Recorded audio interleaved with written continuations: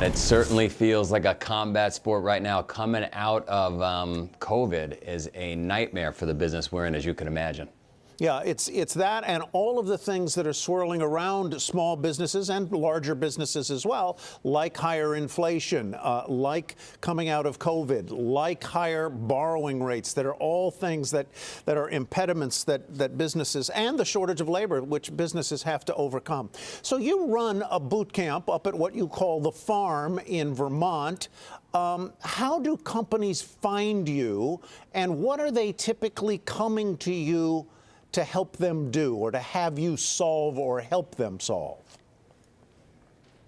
Yeah, over the last 22 years on the farm in Vermont, companies reach out. I don't know how they find us, to be honest with you. And when they do, and it could be, you know, a Google, a JP Morgan, et cetera, when they reach out, typically they're having an issue with leadership, they're having an issue with teamwork and communication. And these issues, they plague every company. They plague our company. I like to think it's a work in progress. We're always working to become a version of our best self as a business. And there's a reason why the consultants exist, right? Why that's such a giant industry is because we're mired in the problems every day as business owners, as business leaders.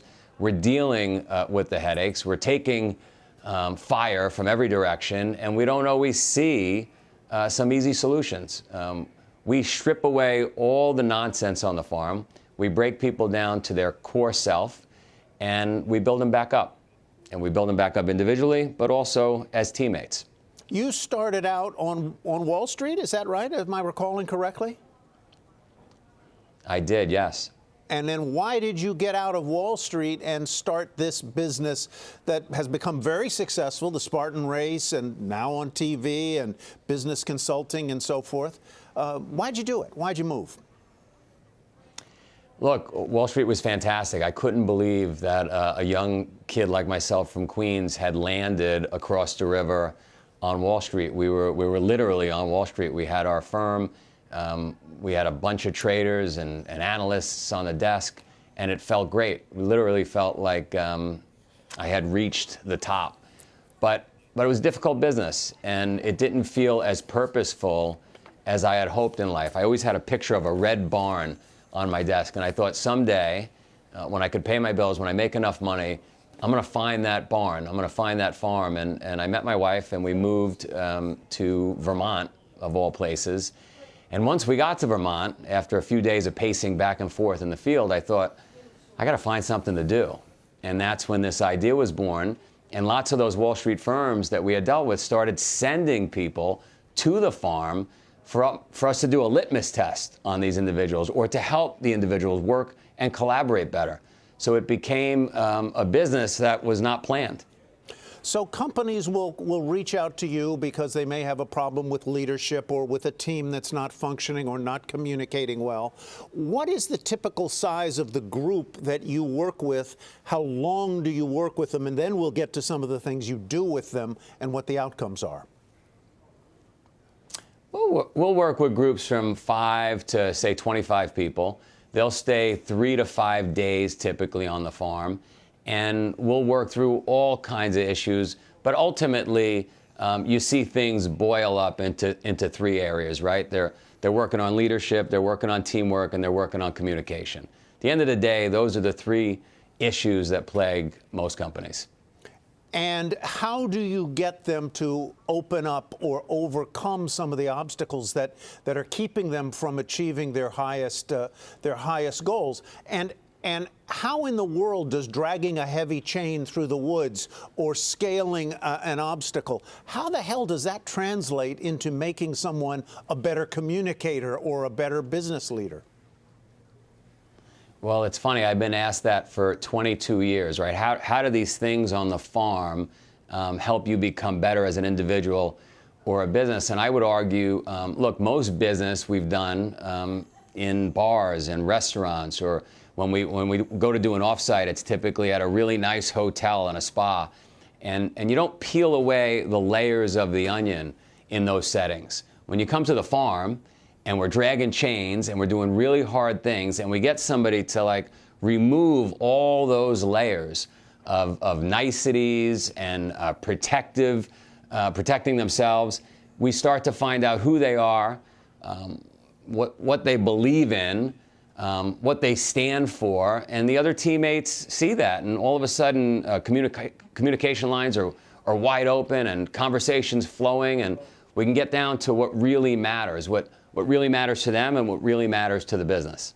How much of the time that you spend with these over 3 days is in surmounting physical challenges like crawling on the belly through mud underneath sort of army wires, and how much of it is kind of in classroom work discussion where you're breaking down and maybe going back over what you learned from the physical challenge that you just endured together? Sure. A third is out in the field, a third is in the classroom, and then a third they get to sleep.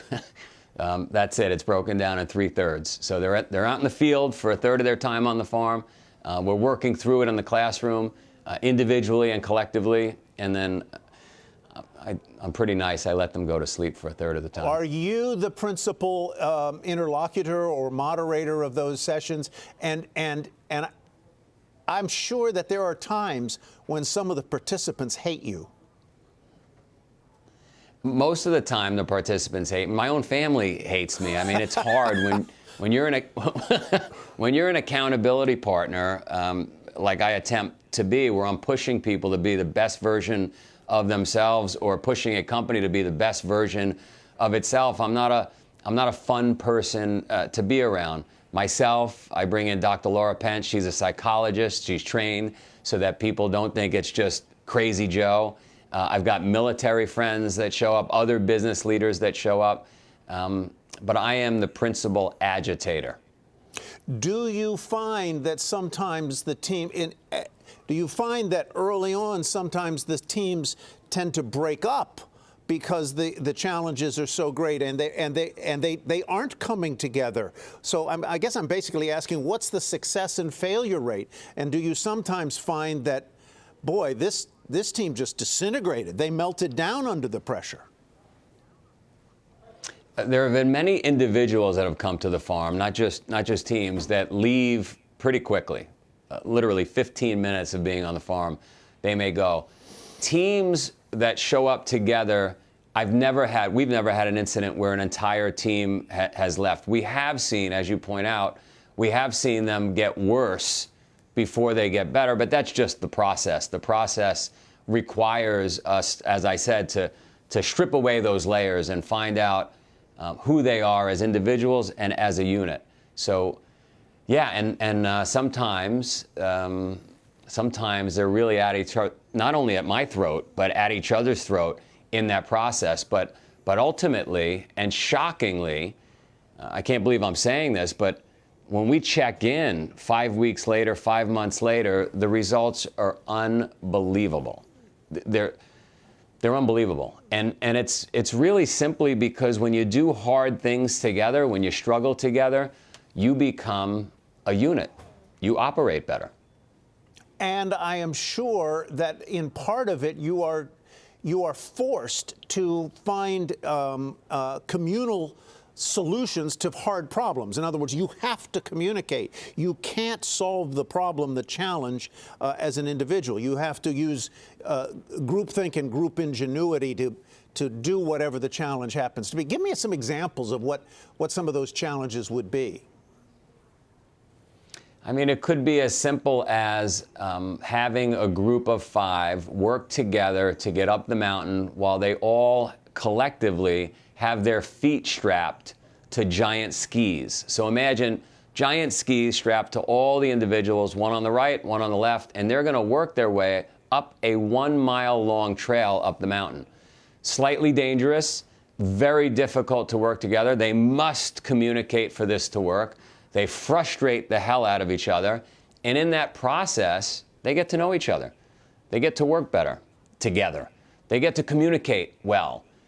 They get to respect their leaders. Leaders just naturally emerge in that process. So we've got, I don't know, last count, 900 plus obstacles we've come up with to create for these teams that show up on the farm. And every one of them is meant to do that. Do some of the teams, some of the individuals, let me ask you this question first. If I own a small business, could I, as the owner or manager of the business, could I come by myself and take part in one of your sessions? Absolutely, can come alone. We've had, as I said, for 15, 16 plus years, individuals and groups showing up. My wife wanted to kill me because one time I invited 3 million people on Facebook. You invited 3 million people to the farm? I said, don't worry, most people won't come because they have to work really hard. And at the end of the day, not all of us are willing to do the work. But yes, as an owner of a startup, as an owner of a company, you can certainly come alone.